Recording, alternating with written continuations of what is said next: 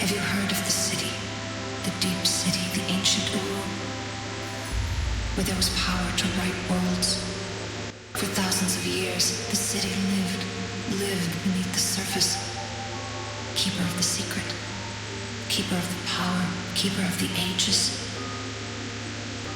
And then it died. Hello, this is your Phantom Safety Pin. Welcome back to Let's Play Uru Complete Chronicles. But we're in the Great Zero today, and there's a few things we need to find. Mostly, they have to do with even more of those calibration switches. And I believe there's actually also a Relto page that we can find. Here's a linking book. Linking book to Nexus, but I don't need to go back to Nexus. I need to go find what I need to find. Now, there's certain locations that I believe you need access to from various borrow stones, which is why I was picking around at all of those. Just because it felt like it made sense. It didn't make sense at the time, but I promise you it will make sense now. I'm going to try to poke around and see if I can find this Relto page before I leave. If I don't find it, it's okay. It just adds an imager to your Relto that shows all of your key images, which I haven't been taking very many or any, so it doesn't really matter. Oh, wait, there it is. So I probably won't keep it on, but I just want you to know where it is so you can grab it in case you ever play Uru Live and you want it. So I believe our first one, I'm not going to waste time wandering for hours trying to find these locations. Instead, I believe they're in the location of different borrow stones. So I'm going to use Relto to do this. The one we're looking for right now is the one that's at the highest point we can find. And that should be a certain rooftop in Bevan. So we need to go back to Bevan. There should be a nice page in the book for us for it, actually. I believe it's right here.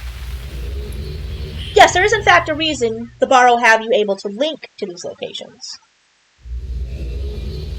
And as you'll see, it's right there. Right there. We got it? That means we just gotta link back to the Great Zero again. But now we should have that location in our book. If I were to link to Igura, it should be in the book. I should be able to get to the Great Zero courtyard directly from here. I believe as we get there, as they get calibrated, we start seeing coordinates added to our location. So I believe if I hit the Igura book, I should have a link to the Great Zero courtyard. Unless I am incorrect. No, we're going to have to go through Nexus. That's fine.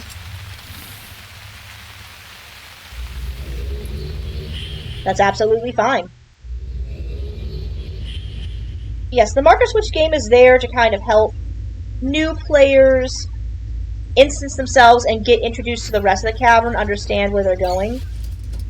But a lot of the time, people who are just playing Myst Online Uru Live, again, don't bother with doing that, and they just grab their key and hang out. Just get access to Nexus and then hang out. Just depends. So we got this. We should have what we need now. I think we put our hand in this slot here, and it should upload the coordinate.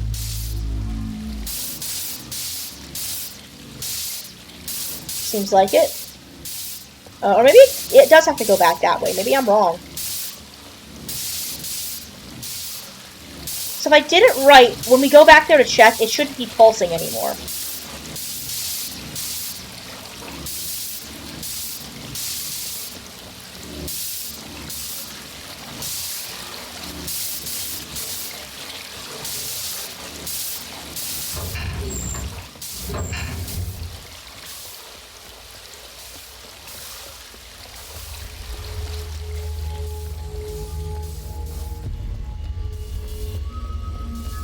We go here and we put it in here.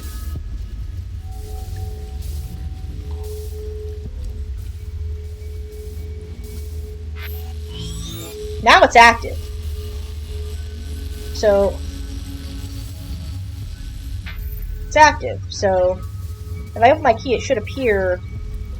Aha! So now it's judging how high up we are. But of course, that's not the only setting we need to calibrate. There is one more. There are two more. Let's take a look at this. See what it tells us. What is this one? Looks like... I'm not sure. That might be all of them. It's not pulsing either. So let's take a look at some of these real quick. Take a look at some of these other two. I'm just curious. I'm a curious bean, as all Myst fans are. Aha. That appears to be distance. So distance is what we're going to be calibrating next. And I know actually exactly where this one is. It's one of my favorite locations. I do remember this.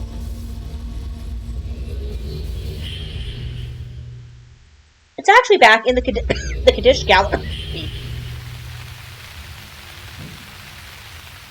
If we go there. Which again, one of my favorite places in all of Uru. And I always love revisiting it. Plus you get to hear that awesome music again.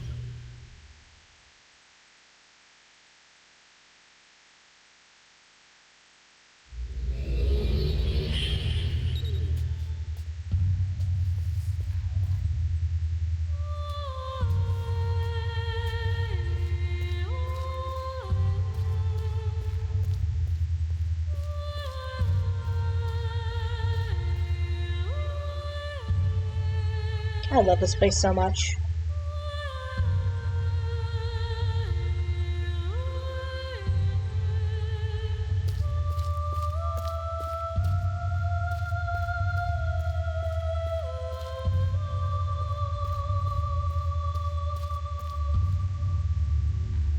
But unfortunately, there's nothing more for us to do in the Kaddish Gallery, so we must leave. Such a good location, such good music. Easy to find, too. So, we do the same thing we did before. Head on back to Nexus. Go back to the Great Zero. Put our token in. Go from there.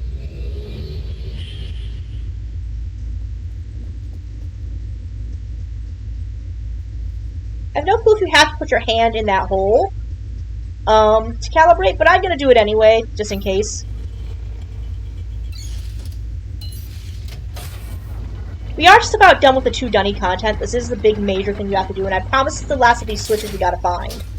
Like, this is the last thing we gotta do with these pick and hunt, like, exploration areas. Everything from here on is just pretty simple, once we get it kind of calibrated.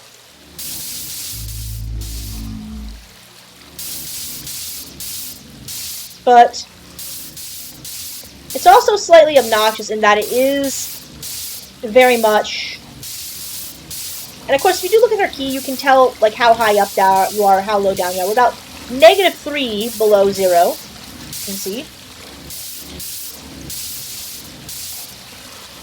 But yeah, it's interesting, and this will tell you, again, this helps you track distance and everything. It's very, very cool. It's very cool and good once you get it operating.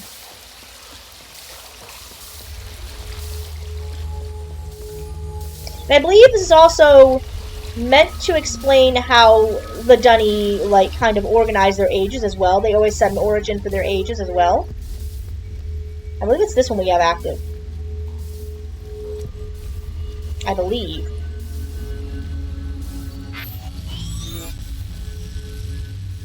Ah, so now that one's active. And if we look at our key, it should start tracking for us, yes, distance. We are 20 away from the Great Zero, 20 units. And these are Dunny units, by the way. They're not Earth units. Now for our last one here.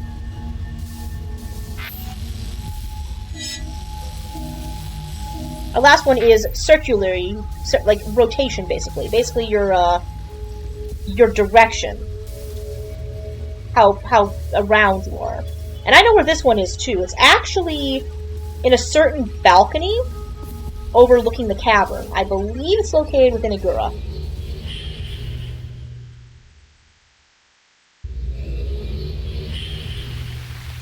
I just gotta find it. It is interesting that it links to the Kaddish Gallery, though. That might be it. Not that one.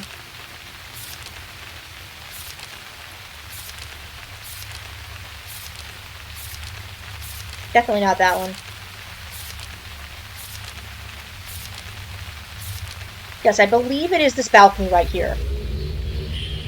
Pretty sure it's this balcony. Because a lot of these areas are like overlooking other areas. Yep, right here. Right there. So yes, I told you there is a very good reason why the Borrow Stones build in this location. It's because of this puzzle. It's because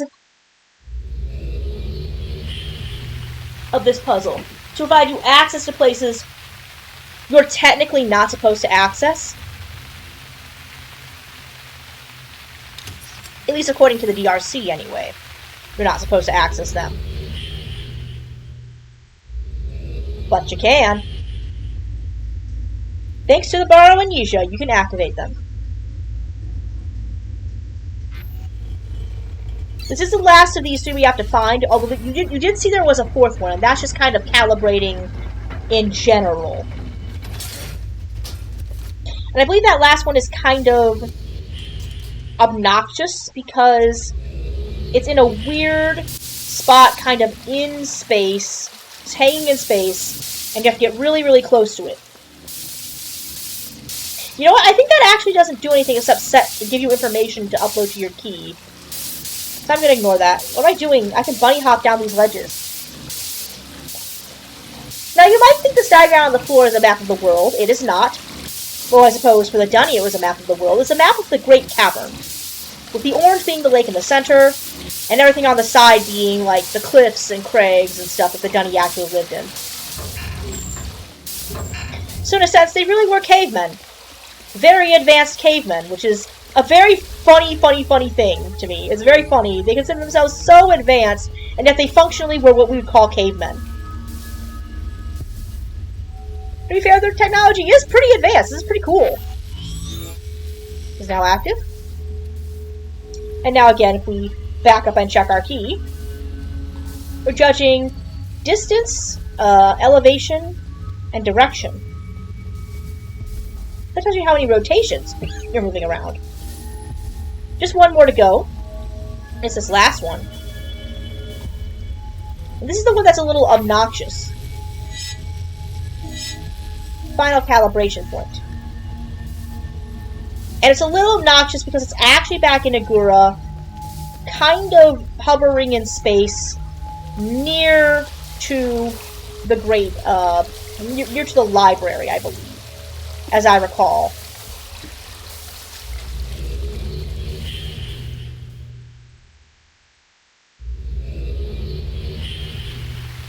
It is in Agura. And it's a very specific spot. There's a reason we could get to a certain location that was kind of on that alcove. It might be there, actually. It's behind, like, the library, I believe. And definitely near the arch. I don't think it's this location, though. Yeah, I don't think it's that location. I think we need to go actually to Agura.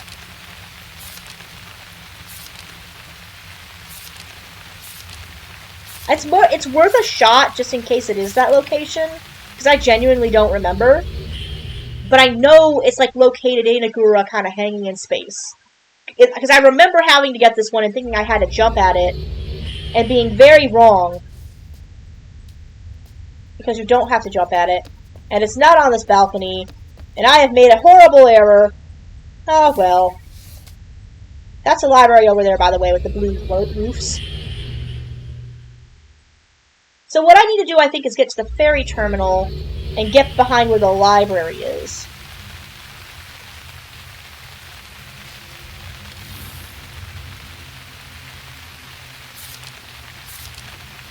It's actually not this book, it's a Nexus. I need this one.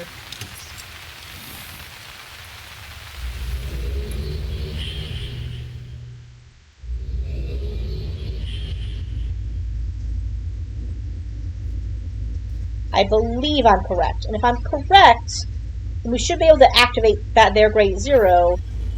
And should be, yes, it's the library courtyard, I think, right here. Back behind the library, kind of hanging in space.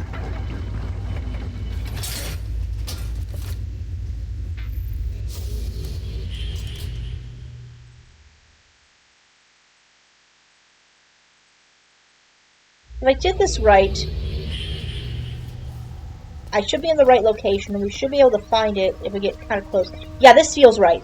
This feels right, because I remember being able to see the arch. Brass arch when you get close to it. And having a very specific location. Get fairly close. Like to the edge to see it.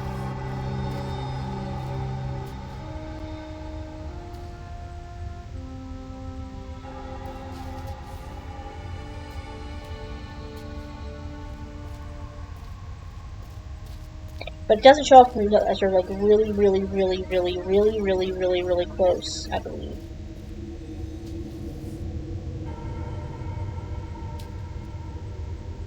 I might be incorrect.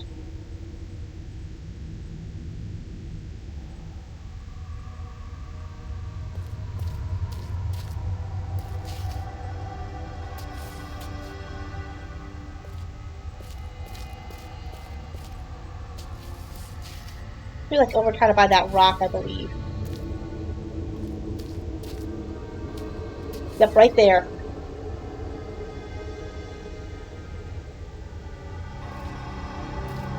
There we go. Snag. Mid-air snag. Hell yeah. Got it. And that's all of them. That's all of them we need. We don't need to do any more. This is almost done. We're almost done with this puzzle. So, ooh, that was scary. I was scared I was going to miss that one. You need such quick reflexes to get that one before you panic, Link. And I remember as a kid trying many times to grab that one. Many times to grab that one. Maybe too many times to grab that one. But now that we have it, we should be able to have everything we need to get what we need. And this should actually be the end of the Great Zero bit. So we should have it almost calibrated. Rare Explorers don't afeard of anything. They link at wherever they want and they don't afeard of anything. But we are approaching the end of the 2 Dunny content. It's getting very close. Very close. And I forget exactly what happens when you finish this content. I really do. But I think it actually takes you to a familiar location. I might be wrong. Ooh. It's a nice, cool shot of the Great Zero calibration. And of course, only professional Dunny were supposed to be doing this, but again, we're a brave, strong explorer who links wherever they want and doesn't afeard of anything. So it is. Whoa. We'll follow that laser. You remember us playing Riven Remake. And it's interesting to me that this is similar to something that Gen made in Riven.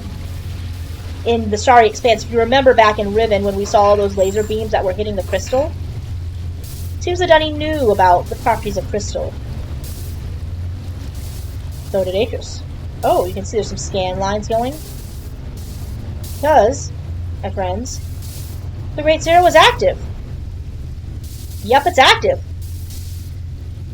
If we look up, we can see it tracing a line in the air here, checking and looking around, explaining, finding something. How curious. Active and finally moving. Scanning the entire cavern. What a cool device, man.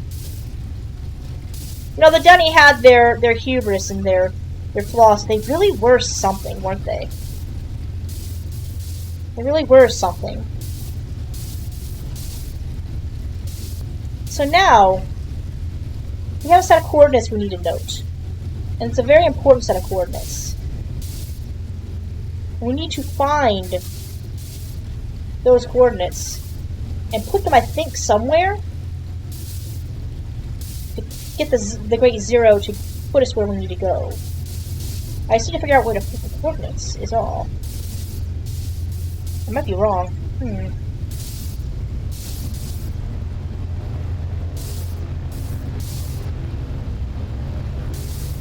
So I believe we need to go to the location. You remember the coordinates that were in that journal that were back in Dr. Shepard's lab? The coordinates were, and I quote, 2175, 58, negative 81. And I did do a lot of this math off screen. I did do a lot of this stuff off screen, a little searching. I'm not going to make you search again. But it turns out those coordinates are very, very close to the end of the alleyway in Tokota. So that's where we need to go.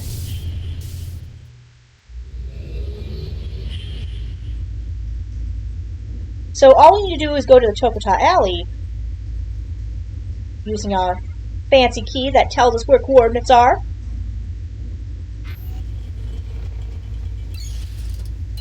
And get there. There's a reason all these places are there. I told you there's a reason all these places are there. A very important reason.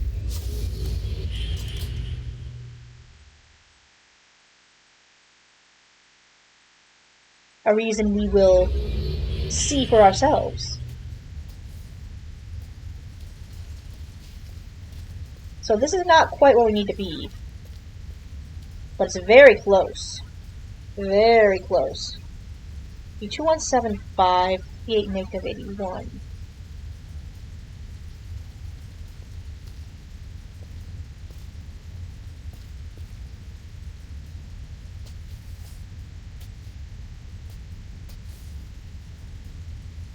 Look around, you will notice there is a laser beam that is sweeping around.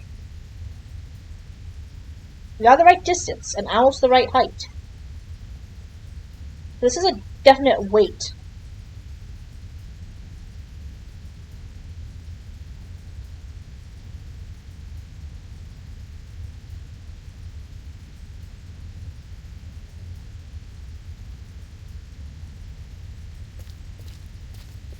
Let's get a little further, actually.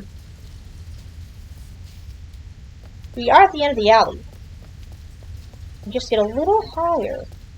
At 81. 80.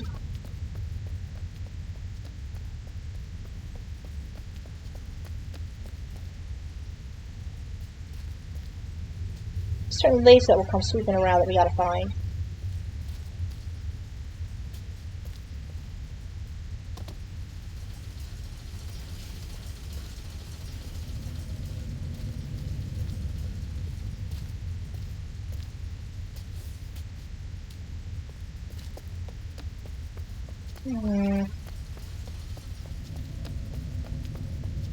We just want to wait here a little while. If we wait enough, there should be an image that appears. Yeah, like that. We missed it a little bit, but if we wait here, that image will appear, and we want to leap into it when it shows up. If we do it right, we should end up somewhere very familiar indeed. It's another one of those waiting puzzles. It really likes to make you be patient and wait. And that shell image, you saw Yisha draw it before. That shell image turns out to be very important. And you'll find out why when we get to the path of the shell content. But we are, in fact, reaching just about the end of the Uru 2 Dunny content. This will take us to the last place we possibly need to go. Now if I can get there, in one shot, hopefully it'll be perfect. And it wasn't uncommon while the game was live and online to wait around a little while, wait for that image, see people kind of gathered here, then jump into space and just vanish. There was a lot of strange stuff that happened to the online stuff. A lot of it was very magical. You would think that they were linking into their Relto, but they are not. They are in fact linking into somewhere else. But yes, I promise this is a mechanic in the game. Waiting is a mechanic in the game. Just like anything else. A lot of patience in this game. There we go!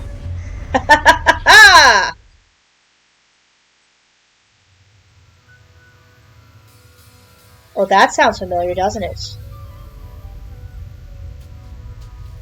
Yeah, we know this music, don't we?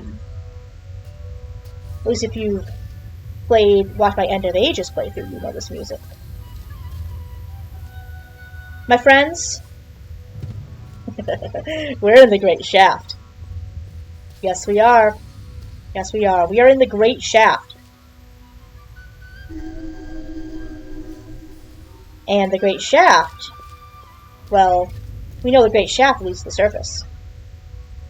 Can't do anything with this. But we can't do anything with this, apparently. It doesn't seem to work. But here we are. We got a journal to read, too. Dr. Watson, huh? I can't take it. After all our efforts to ensure everyone's safety down here in the cavern, yet another accident has taken the life of another friend. It's too much. For years I've been stressing that the restoration must be handled carefully, that extreme caution should be our byword. There's no reason to rush. Then recently the explorers began showing up. Despite our warnings, despite our statements that we're waiting, moving, and working as quickly as we safely can, it wasn't fast enough for them. They just don't comprehend. We've been working down here for over 10 years, yet they think they know better, that we can just approve areas more quickly. I have tried to impress upon them the importance of moving slowly, deliberately, carefully. My warnings seem to fall on deaf ears. Their enthusiasm is understandable. Their disregard for the safety of the people down here is not.